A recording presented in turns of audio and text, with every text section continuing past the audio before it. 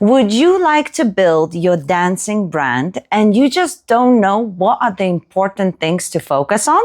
Well, in this video, I will give you a few tips and hopefully it will help you out.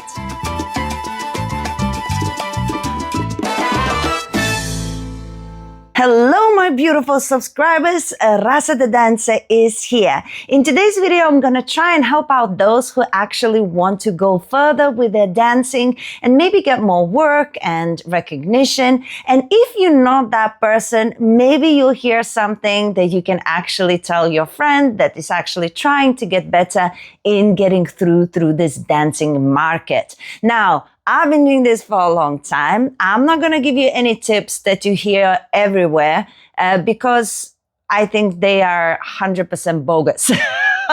I know for a fact that, you whether have luck and you just get viral, but then it is what it is. So let's not say it's something very special. It's just happened to be that way.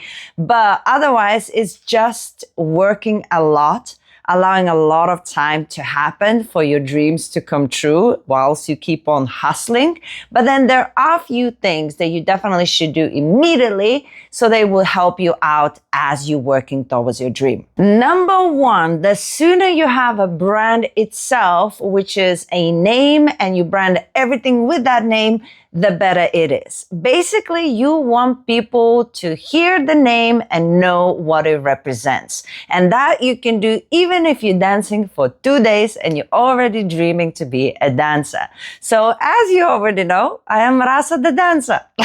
Okay, I know it's very straightforward and maybe a little bit lame, but it works. Okay, I am Rasa, I dance, so I'm Rasa the dancer. And there you go, and it's stuck. Okay, now I have a friend who is, wow, I can't even remember. That's bad branding. No, he's Andres Rebel. He has rebel situation. And if you meet him, you understand why he's rebel. And all of his events are rebellish. Yes, it's going against the grid and doing his own thing kind of thing. So you have to pick a name that would represent you, and also it would have to be something that people can actually pronounce. So many people trying to be like super smart with their name, and that only works out if you actually make it. So when you actually make it, when you look at the name, then it's kind of like, ooh, such a cool name.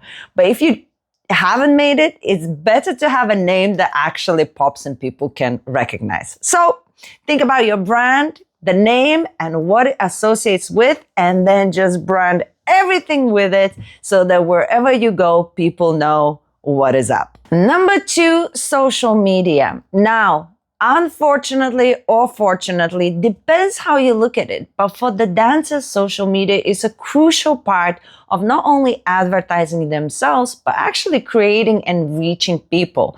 So I know when we hear social media now, it's such an overboard of it that we kind of feel a bit iffy about it.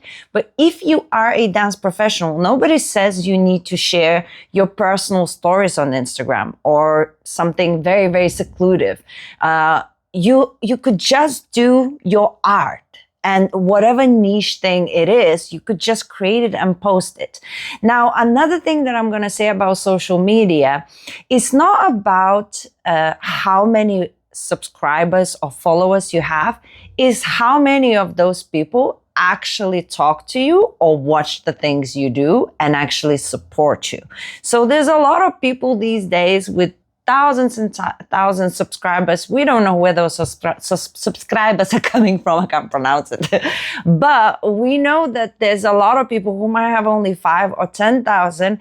And actually, most of those people are there exactly because of the thing you do, and they will support other ventures that you have. So don't worry about the sizes. Don't worry about increasing it. Worry about actually communicating with the people you have on social media. And that is definitely going to help you out, promote yourself as a dancer. And number 3 is very straightforward. Try and work on your craft. Work on yourself and be the best version of yourself that you can be. So many people actually focus so much about what they have to brand, what they have to wear, what they have to say, that they forget about the actual skill that they're trying to sell. So if you invest hours and money on the actual thing that you do, you will actually have confidence. You will put yourself out there. People will see you grow. And that is the biggest value that you have to offer. There's so many people that are actually doing great on social media, as we're talking about. But when you meet them in person and you actually ask them to be in a video or do something, they are horrible. So the first thing, of course, you want to make sure you have a brand. Second thing, you want to make sure there's social media so you could show yourself. But ultimately, what are you showing? So make sure you develop your skill as a person, as a dancer, or whatever the skill you have. And then the other 2 points are just going to exaggerate everything that you invest in yourself, and hopefully it will help you to succeed. Thank you for watching, guys. I know these points are quite simple and straightforward, but sometimes it's not what our mind immediately goes to. And by taking these 3 small little points and putting them in the back of your mind and really focusing on them, you have a good starting point. Of course, there's so much more that goes into it. And if you want to know more and for me to go more in depth of the things that I do for my career and for my exposure, I'm happy to make more videos like that, but you have to comment and you have to let me know that you want more videos like this. In the meantime, I will say adios, and I will leave you guys here with other videos related to how I started dancing and the troubles I go through in order to do what I do. So you can check them out here. Subscribe if you haven't. Like the video, guys. It really helps out if you press the like button. And guys, I will see you very soon. Mwah.